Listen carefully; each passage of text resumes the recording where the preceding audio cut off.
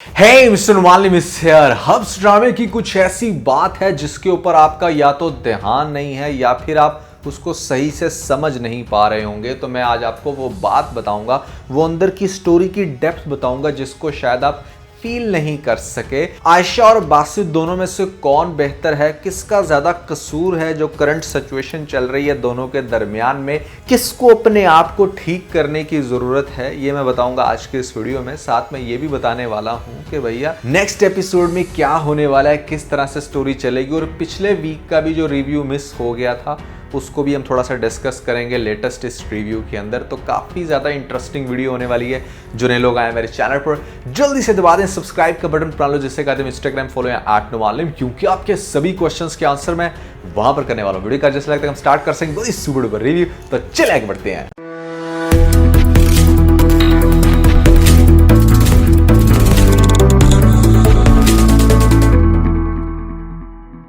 अच्छा, पिछली एपिसोड्स में आपने देखा कि जहां पर बहुत ही बुरी कंडीशन थी बासित की, वहां पर वो आयशा से कहीं ना कहीं ये रिक्वेस्ट करता है कि वो घर वापस आ जाए, लेकिन आयशा उससे कुछ एक्स्ट्रा ऑर्डिनरी एक्सपेक्ट कर रही है। वो ये चाह रही है कि बासित मेरे से माफ़ी मांगे। ये बात उसने बल्कि अपनी लेटेस्ट एपिसोड में कही भी बहन को कि वो मुझे सिर्फ ये कह देता है कि आप घर वापस आ जाएं, वो मेरे से माफ़ी नहीं मांग रहा, उसने मेरे से बहुत बदतमीजी की थी। चलें ठीक है। साथ में आयशा क्या कर रही है कि उसको हर तरह से ये फिलर दे रही है कि जैसे वो अपनी लाइफ में बहुत खुश है, हंस के फ़ोन के ऊपर बातें कर रही है और उसको लिस्ट बनाकर दे रही है कि भाई तुम्हारे ये सारे काम हैं, इस तरह से तुम अपने मुलाजिम से काम करवा लेना, मैं तुम्हारे किसी भी काम में जैसे पार्टिसिपेट नहीं करने वाली। अब बासित को क्या फीलिंग आ रही है कि जैसे ये मेरे साथ रहने में इंटरेस्टेड नहीं है, ये बहुत खुश है। कहीं ना कहीं वो बंदा जो कि इतना ज़्यादा इगोइस्टिक था, वो अब आकर यहाँ पर बार बार किसी भी पॉइंट पर बुला रहा है,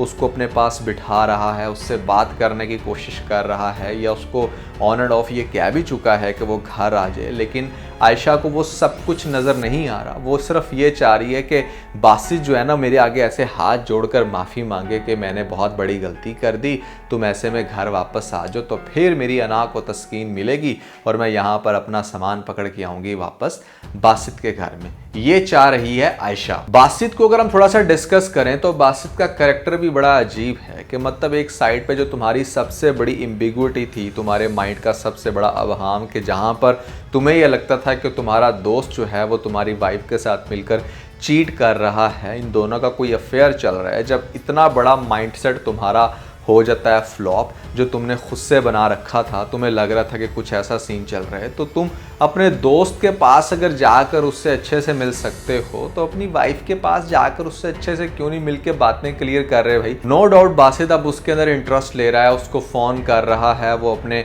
डिवोर्स वाले डिसीजन से भी पीछे हट गया है, उसके नाम अपार्टमेंट करवा रहा है। अब अपार्टमेंट करवाने का उसका मतलब क्या था कि यहाँ पर मैं अपनी वाइफ के फ्यूचर को सिक्योर करूँ, मुझे कल को कुछ भी हो जाता है, जैसे मान लो कि उसके लेटेस्ट एक्सीडेंट में उसकी जान चली जाती तो उसकी वाइफ के नाम पर कुछ तो हो, तो वो तो इस सेंस में यहाँ पर उसको अपने पास बुलाकर उसके नाम वो अपार्टमेंट करना चाह रहा था। लेकिन आयशा तो जैसे पहले से ही माइंड बनाकर बैठी है कि मतलब इसने मुझे डिवोर्स ही देनी है। अब वो डिवोर्स के नाम से या पेपर्स के नाम से इतना घबरा रही है, वो टेंशन में है कि कहीं ये बंदा मुझे ये ना कह दे कि मैं तुम्हें तलाक देना चाहता हूँ, तो इस डर में आके वो इतनी उल्ट पटांग हरकतें कर रही है, जैसे कभी पेपर का सुन के बार बार फ़ोन को काट देना, और यहाँ पर जब वो आती है बासित के सामने और बासित कोई फाइल लेकर आ रहा है तो उसको ऐसा लग रहा है कि जैसे शायद इसके अंदर डिवोर्स के पेपर हैं। वो बस सिर्फ वो सुनना चाहती है जो उसने अपने माइंड में बना रखा है कि बस किसी तरीके से बासित मुझे क्लियर कर दे, जबकि वो ये नहीं समझ रही कि अगर वो खुद कोई स्पेसिफिक इमोशंस रख रही है, बल्कि वो क्या, मैं ओवरऑल एक बात करना चाहूँगा कि लड़कियाँ सिर्फ ये समझती हैं कि हमारे इमोशंस को समझा जाए। अरे भाई, अगर आप अपने इमोशंस के अंदर आके इतना ज़्यादा सेंटी हुए बैठे हो कि यहाँ पर इतनी उल्ट पटांग हरकतें कर रहे हो, आप सिर्फ ये चाह रहे हो कि अगला बंदा वो बोले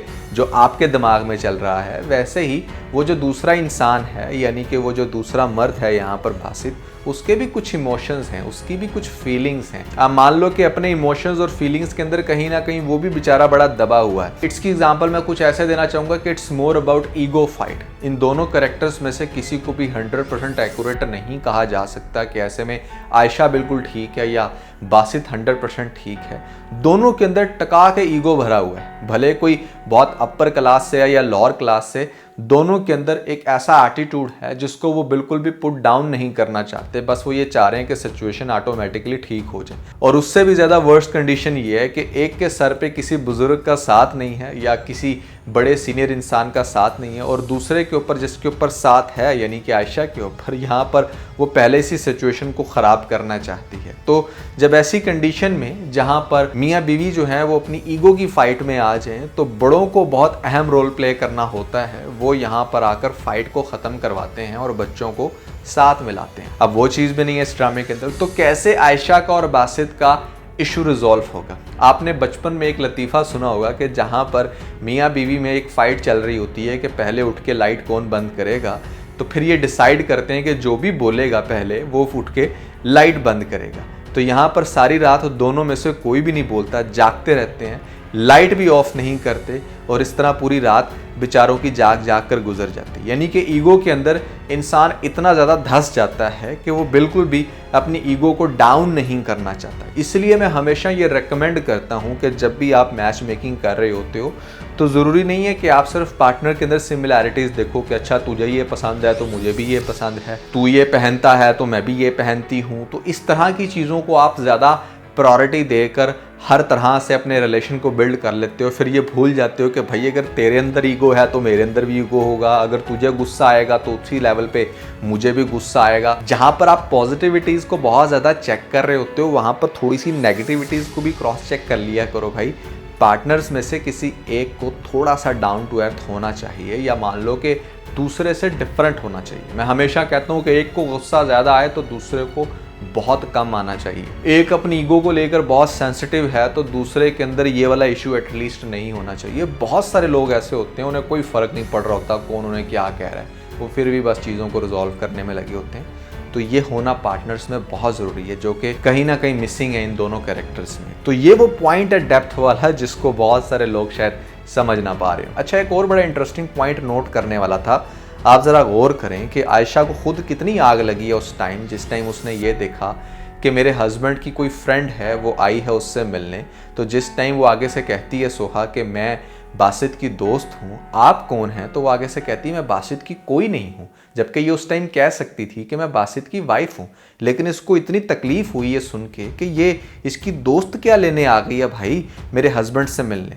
तो अगर यहाँ पर तुम्हारे हस्बैंड की दोस्त उससे मिलने आ रही है तो तुम आग बगोला हो गई हो, तो तुम्हारे हस्बैंड को कितनी आग लगती होगी जब तुम उसके दोस्त के साथ बैठकर अकेले घर के अंदर उसके साथ बैठ के कॉफ़ी पी रही हो, हंस रही हो, बातें कर रही हो। तो क्या वो नेगेटिव नहीं सोचेगा? वो आपके बारे में कोई परसेप्शन नहीं बना सकता? तो अगेन मैं ये बात कहूँगा कि दोनों साइडों से आपको बैठकर देखना चाहिए, सोचना चाहिए, और फिर कोई लाइफ का एक बेहतर डिसीजन लेना चाहिए। अच्छा, कुछ फनी पॉइंट्स भी देखने को मिलते हैं कि यहाँ पर वो जो यावर की सिस्टर है वो यावर को ऐसे प्रेजेंट करती है जैसे यावर तो कुछ छोटा चुन्ना काका हो, कि यावर मेरे से नाराज़ हो गए हैं, हमने शादी बहुत पेंडिंग कर दी है।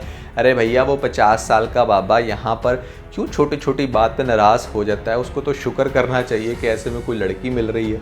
पहले उसने 17-18 साल की छोटी सी बच्ची के साथ वो शादी करना चाह रहा था, वो हाथ से निकली, तो अब बेचारा इतना उकताया हुआ है कि वो कह रहा है कि किसी तरीके से मुझे लड़की मिल जाए। अब एक लड़की की डाइवोर्स होएगी, उसके बाद वो अपनी इद्दत पूरी करेगी, फिर जाकर उसकी शादी होगी। और उसकी माँ की मतलब सोच चेक करो आयशा की, वो कहती है आयशा तो बहुत परफेक्ट रहेगी आपके यावर के लिए। इतने कॉन्फिडेंस से देखो वो बात कर रही कि जैसे आयशा से वो बात कर चुकी है, आयशा रेडी है। क्या रियल लाइफ में भी पेरेंट्स इसी तरह करते हैं? मतलब अपनी औलाद से बात किए बगैर इतने कॉन्फिडेंस से आगे बातें कर रहे होते हैं रिश्ता करवाने वालों से। मैं तो हैरान हो रहा हूँ कसम से। ये सिर्फ एक ड्रामे में नहीं देखा, मैंने बहुत सारे ड्रामाज में ऐसे देखा है कि पेरेंट्स ने बच्चों के साथ बात नहीं की होती, उनको कॉन्फिडेंस में लिए ही नहीं होता, और आगे इतने कॉन्फिडेंस से कह रहे होते हैं कि मतलब हाँ बस ये रिश्ता डन करो। भाई तमाम पेरेंट्स को मैं ये थोड़ा सा वाजिया करना चाहूँगा, थोड़ा सा आप लोग ना होश के नाखून लो, वक्त चेंज हो गया है। आपका आपकी औलाद से पूछ कर रिश्ता करना बहुत ज़रूरी है, नहीं तो आप खुद बहुत बड़ी टेंशन में फंस सकते हो। अच्छा, बाय द वे आमिर और यहाँ पर जोया की केमिस्ट्री मुझे बड़े मज़े की लग रही है। वो जो कपल है ना, यहाँ पर आप देखो ना वो चीज़ जो मैं आपको कह रहा था। अब जोया जो है वो बहुत ही ओवर एटीट्यूड वाली, यहाँ पर मुंह फट, अजीबो गरीब, बदतमीजी से बात करने वाली। मेरे जैसा बंदा तो ऐसी औरत को 1 मिनट बर्दाश्त ना करे और कहे भी चल अपना सामान पकड़ और निकलती बन यहाँ से। लेकिन यहाँ पर आप देखो कि जो आमिर का कैरेक्टर है वो कितना आराम से बर्दाश्त करता जा रहा है। वो उसकी इतनी इंसल्ट भी कर रही है, लेकिन फिर भी वो आगे से बड़े अच्छे से बोल रहे हैं कि अच्छा तुम एडजस्ट कर लो ना, ये कर लो ना, वो कर लो ना। तो कपल के अंदर ये डिफरेंस होना बहुत जरूरी है साथ चलने के लिए। अच्छा, अब यहाँ पर आप देखें कि जिस टाइम वो अपनी सास के कमरे से चीजें चुराने के लिए जा रही है, तो वहां पर जोया इतनी अच्छी कैसे होगी कि वो थोड़े से पैसे रख देगी वहां पर और एक गट्ठी सिर्फ उठाएगी, सोने की कोई एक आधी चीज उठाएगी। अगर उसने चोरी करनी थी तो उसको तो चाहिए था कि मतलब फिर पूरा का पूरा ही हाथ मारती। इतने आसानी से उसने कैसे बाकी सारी चीजें जाने। अच्छा चलो ठीक है, मान लेते हैं उसकी यही स्ट्रैटेजी थी कि किसी को शक ना होगा कितना कुछ काम हुआ है। फिर आप ये देखें कि कितने सुकून से वहाँ पर खड़ी होके ना अपनी मैचिंग कर रही है, झुमकों को कानों के साथ लगा के और यहाँ पर बिंदिया लगा के वो चेक कर रही है कि वो कैसी लग रही है। मतलब उस कंडीशन में किसको इतनी होश होती है कि वो बैठ के सिर्फ ये चेक करे कि वो इस जेवर के अंदर लग कैसी रही है। तो ये एक बड़ा फनी सीन था। नेक्स्ट एपिसोड ज़्यादा इंटरेस्टिंग इसलिए हो गई है क्योंकि यहाँ पर हमारे पास वो सोहा का कैरेक्टर वापस आ गया है, जिसकी वजह से ड्रामे के स्टार्ट में काफ़ी मसाला लगा था। उस टाइम तो ये बड़ी एटीट्यूड गर्ल थी, इसको लग रहा होगा कि जैसे रिश्तों के आगे पीछे मेरी होगी भरमार। तो भैया आप अपनी लाइफ को एंजॉय कर सकते हो, पार्टियां कर सकते हो, रिश्ते नहीं मिलने वाले आपको जब तक आप अपने आप को थोड़ा सा डाउन ना करो। अब हुआ ये कि यही चीज़ उसने फील की कि ऐसे में मेरा अच्छा खासा बंदे के साथ बन रहा था कनेक्शन, मैंने कुछ ज़्यादा ही एटीट्यूड दिखा के ख़राब कर लिया। अब वो आई है अपने रिश्ते को रिकवर करने के लिए और यहाँ पर शी डजंट केयर कि इसकी पहले शादी हो चुकी है, व्हाट्सएवर जो भी रीज़न है, उसने अब किसी तरीके से बासित पे कब्जा जमाना है। और बासित खुद है भी उस कंडीशन में कि जहाँ पर उसको सही से रिस्पॉन्स नहीं मिल रहा आयशा से। वो ऑन एंड ऑफ उसको काफ़ी दफ़ा बुला भी चुका है, लेकिन आयशा जो है ना वो बहुत वियर्ड रिएक्ट कर रही है। वो पता नहीं क्या चाह रही है कि ये बंदा आकर मेरे पैरों को पकड़ के मेरे से माफ़ी मांगे और उसके बाद मैं इसके साथ चलूँगी। भाई कंपैशन बहुत ज़रूरी है रिलेशनशिप के लिए। नहीं रखोगे ना तो आप 100% अपना घर बर्बाद करोगे ही करोगे। फिर आप बैठ के अपने ईगो से शादी कर लो और बस उसी को बैठ के पूछते रहो दिन रात। अब बासित भी डेफिनेटली एक टाइम पे आके जब बार बार उसका आगे से नेगेटिव रिस्पॉन्स देखेगा, जैसे वो बात कर रहा होता है कि जहाँ रिश्ते होते हैं वहाँ किसी भी चीज़ की कीमत नहीं देखी जाती, तो आगे से आयशा का अगेन नेगेटिव रिस्पॉन्स के रिश्ता एक पल में है और दूसरे पल में ये लगता है कि कहीं टूट ना जाए। इतनी ज़्यादा सेंसिटिविटी रखोगे ना तो भाई डेफिनेटली टूटेगा। खैर मुझे कहीं ना कहीं ऐसा फिलर आ रहा है कि मतलब ये डाइवोर्स तो नहीं देगा, लेकिन शायद सेकंड मैरिज कर ले सोहा के साथ और सोहा के साथ रहकर कुछ अरसा इसको मजीद एहसास हो कि आयशा कितनी बेहतर थी, ठीक है। और फिर लास्ट में जाके शायद आपको मजीद बासित को ही डाउन होते हुए दिखाया जाए या वो हर तरह से इसको माफ़ी मांग के घर वापस लाए। शायद कुछ ऐसा सीन बने, ये मुझे ऐसा लगता है। और दूसरी तरफ जिस टाइम इसकी सोहा से शादी होगी तो आयशा मजीद टूट जाएगी। उसको ये नज़र नहीं आएगा कि उसके डिले करने से या टाइम से घर पहुंचने से ये सारा मामला ख़त्म हो सकता था। वो सिर्फ ये देखेगी कि अच्छा ये वापस आ गई है लड़की उसकी लाइफ में और अब ये उसके साथ शादी कर रहा है। तो खासा इंटरेस्टिंग हो रहा है हब्स ड्रामा भी। उम्मीद करता हूँ कि आगे से भी एपिसोड्स काफ़ी इंटरेस्टिंग होगी। आपको इस ड्रामे की क्या चीज़ सबसे ज़्यादा मज़े की लग रही है ज़रूर बताइएगा नीचे मुझे कमेंट सेक्शन। तो दोस्तों मैंने आप लोगों को बताए हैं ऐसे 10 ड्रामे जो कि डेफिनेटली सुपर हिट होने वाले हैं और एक ड्रामा मुझे पता है इसके अंदर से मिसिंग है, उसके ऊपर डेडिकेटेड वीडियो मैं बना रहा हूँ, बहुत जल्द लॉन्च करूंगा। लेकिन ये 10 ड्रामा वाली लिस्ट आपने लाजमी देखनी है ताकि आपको पता चल सके कि कौन सा कंटेंट जो है वो आपको आपकी टीवी स्क्रीन पर देखने को मिलेगा। तो आखिर बस इतने ही। अगर आपको इस वीडियो के अंदर कोई एक पॉइंट मिला तो इस वीडियो को लाइक जरूर कीजिएगा, अपने दोस्तों के साथ ज़्यादा से ज़्यादा वीडियो को शेयर करने की कोशिश करें, स्पेशली उन दोस्तों के साथ जो पाकिस्तानी ड्रामास के बहुत बड़े फैन हैं। वीडियो चलेगी तो सब्सक्राइब बटन के ऊपर जरूर क्लिक कीजिएगा और कमेंट सेक्शन में मुझे अपना फीडबैक देना मत भूलिएगा। और ये सारे काम करने के बाद आप बेल आइकन प्रेस कर लीजिएगा ताकि लेटेस्ट अपडेट आप लोगों को सबसे पहले मिल सकें। इसके साथ बहुत सारा ख्याल रखें, stay motivated and God bless.